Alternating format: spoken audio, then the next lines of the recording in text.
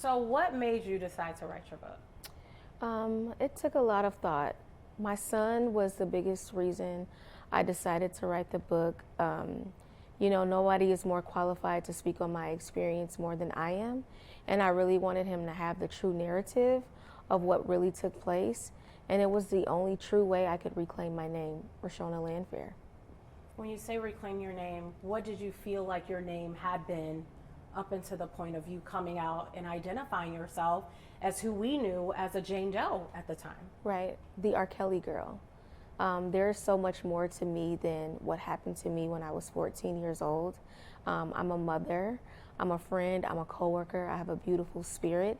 And in order for me to get my power back, I really had to set the record straight and step out of the shadows of Sean, the R. Kelly girl, and just truly become Reshona Landfair. Tell me about the first time you decided to put pen to paper to write those words and what that felt like for you. It was really hard. Growing up, everything that I went through was meant to be kept a secret. It was like, breaking code to speak on anything. So I didn't have the opportunity to really journal because I couldn't even be true to my journal or my diary. So it was difficult to confront a lot of things that I had compartmentalized. How old are you now versus when all of that started happening to you? I'm 41 today, and at the time things started happening, I was 13. Do you still carry that? Yeah. What do you do to work through those feelings?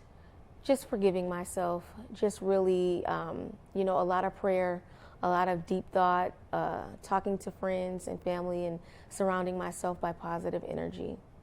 Do you remember where you were and how you first met R. Kelly? Yes, I first met him at one of our shows. He came to like a church show, and I was mesmerized. Because you wanted to be a singer, a star. What were your aspirations? I was in a singing group at the time, very popular overseas. We did a lot of great work. We had a lot of cover songs. So, Robert and I had a lot in common. He played basketball. At the time, we were all at like the peak of our careers. He was a rising star. So I was, really excited to meet him. When did you realize, after all of the abuse that you endured at the hands of R. Kelly, that you were put on public display by way of a video? When did you realize your face was shown and people around the city of Chicago had seen this tape of you? I was about 17 years old. I was devastated when I found out. I was very scared. I did not want that person to be me. Did that change your childhood, your upbringing at 17, based on this video being out there? And then if it did, how did it change everything? It changed my life overall, even today as a 41-year-old woman. It started at a very young age, but it still carries with me today. And it was really hard during that time because I was a child. So being bullied and being laughed at and being made a mockery, was more difficult. But I'm here and I can speak clearly today because I'm fully developed mentally and I know how to accept those words. When R. Kelly went to trial here in Chicago, we knew you as Jane Doe at the time. Mm-hmm. What happened? Why did anybody advocate for you? Did anybody speak out for you? Not many people advocated or spoke out. A lot of people were operating out of fear or not wanting to lose their jobs or, just kind of sweeping it under the rug like, things weren't happening. It was like a turn the other cheek thing. Robert held a lot of power, in the community, in the industry. So it was more so just convincing themselves that it wasn't happening as well. Did you ever expect that tape would be seen? I mean, that's child pornography. Right. Did you ever expect that tape to be seen in the public? Did you even know he was recording? I did know he was recording because that was one of, mostly all of his sex acts were recorded. So yes, I did know. I didn't know exactly what was happening because it took a while to know that I was being fed champagne while that action was happening. And it took a really long time for me to view the tape because I never wanted to see what other people saw and the mockery they made of me. So when I finally did, I didn't even know that I was drinking at age 14 when those things were happening. The tape happens at 14. Yes. When do you watch it? I didn't watch it until I was an adult in court.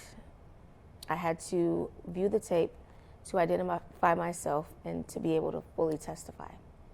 And are we talking about the last court situation that R. Kelly had? Yes.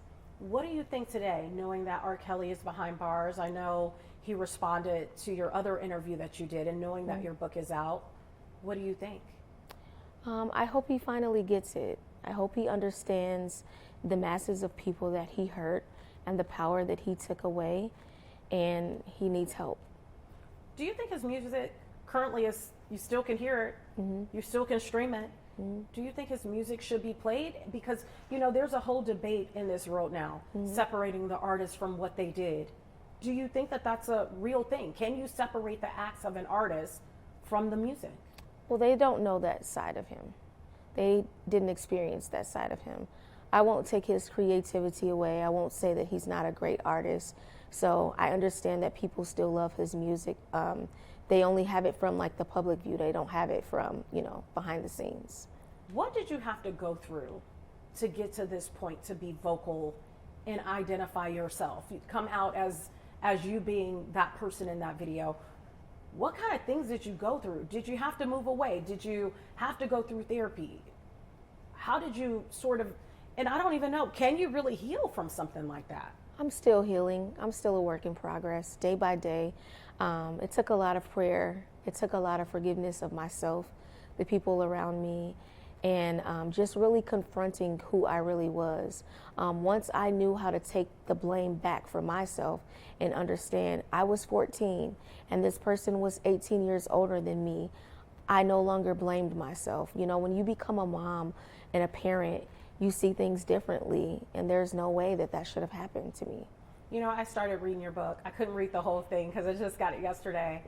But one thing that I noticed in the book, you talked about your family. You have family members who were working for R. Kelly. Your dad was an artist by way of playing instrument, and he played for R. Kelly. Your aunt Sparkle, who has now come out basically saying, you know, she didn't groom you for R. Kelly. Why did you feel like that was important to, because I think I counted in your book, Sparkle's name is mentioned maybe over 100 times. What do you make of what she's come out and said as a result of your interview and your book coming out? I just wanted to be clear that I don't look at my Aunt Sparkle as grooming me for Robert. That is not my interpretation of what happened. She did advise me on certain things, but Robert groomed me, not her.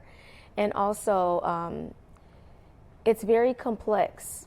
Her role in the entire situation. Everybody was focused on what they wanted and what they needed out of the situation. And I do appreciate the fact that she did reach out to authorities and she was on my behalf, but it's just a lot more complex than what was explained. Understood. What is your family dynamic now with everything that's happened in your family? Because you do outline some of the things that have happened in your family.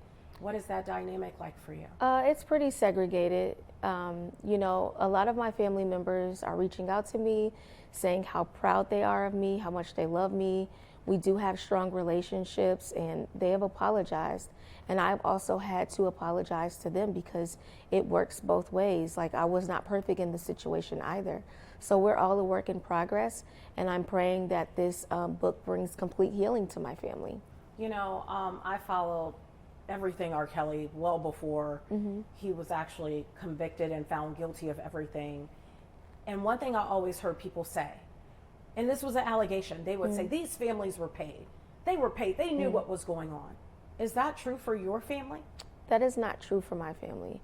Robert was taking care of my family at a point in time because they had to leave their jobs from threats and being harassed, and we didn't have the resources needed to abstain a healthy lifestyle with everything that we were going on. Things that I received from Robert were gifts when I was in a situationship with him. So there was never any, you know, financial incentive to, you know, sugarcoat things or make things okay. It was literally a survival. What made you come out now? There never would have been a good time. But as an adult woman, as a mother, it was very important to me to not live in shame or hurt and just turn my pain into purpose. Why are you getting emotional? What are you feeling?